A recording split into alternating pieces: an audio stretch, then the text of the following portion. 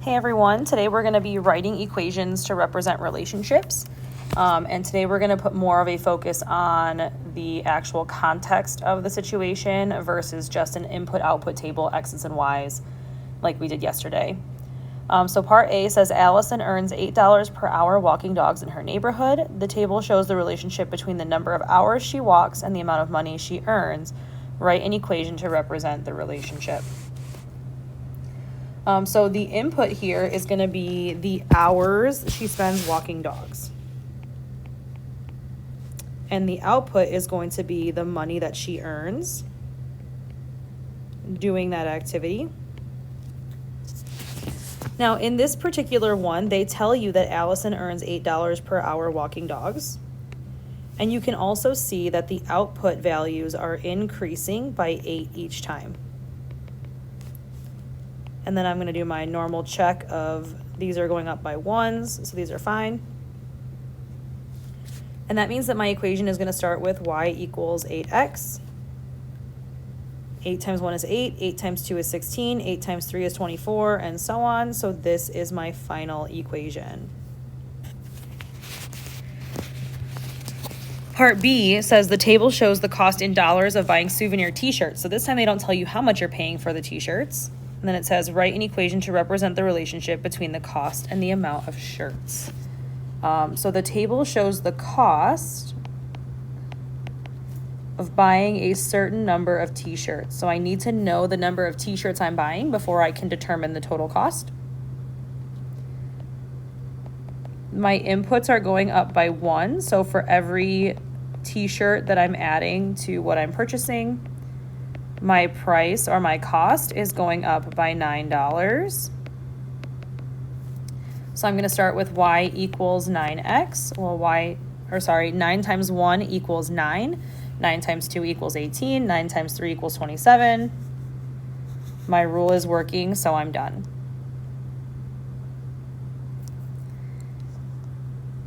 Part C says the table shows the total cost of belonging to the gym for a number of months.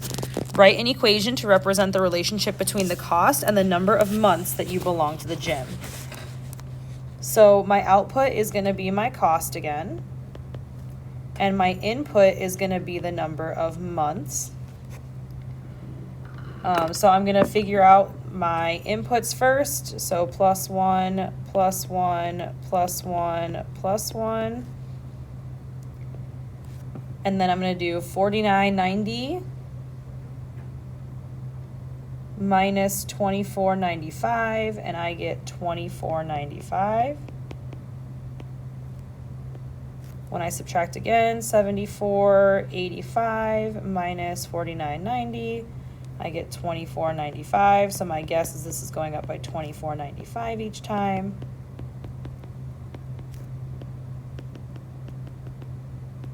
So my equation is going to start with y equals 24.95x. And I know that this is going to work because 24.95 times 1 is 24.95, and then it's increasing by 24.95 each time. Part D says the table shows the cost of buying items online and the cost of shipping. Write an equation to represent the relationship between the cost of an item and the total cost for the order. So this is going to be the total cost of the order. And this is going to be the cost of the item. So this is going up by 1s. And this is going up by 1s as well.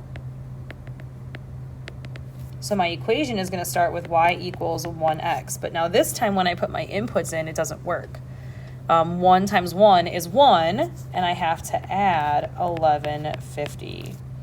1 times 2 is 2 plus 1150. 1 times 3 is 3 plus 1150.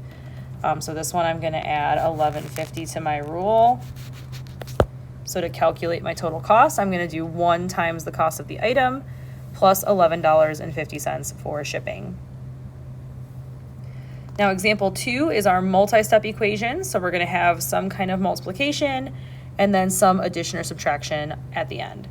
So this says an online store sells baseball hats. You will pay for bats. Sorry, not hats, bats. You will pay for each bat that you order plus a one-time shipping fee for the order. The table shows the relationship between the number of bats.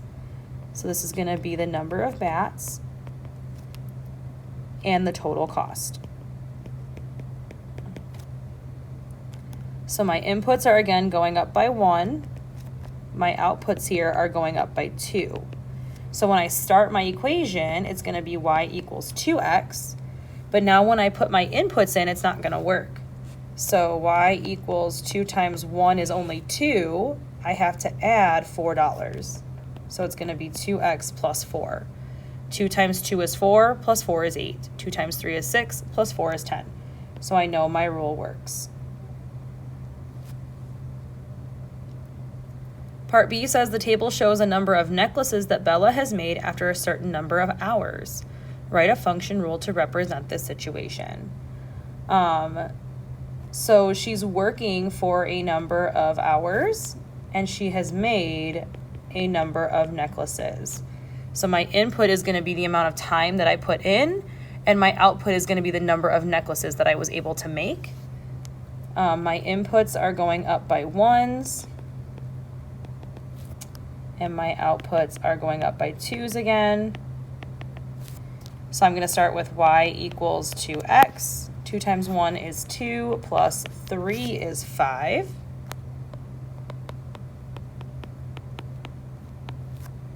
So I had to add those values on at the end. So 2 times 1 is 2, and then I have to add 3 to get to 5.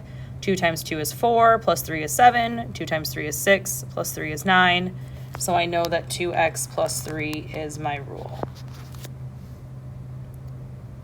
Okay, so in these ones we're doing very similar to what we did yesterday, but now we are adding in that independent and dependent variable piece so that we know what each of those input and output values represents.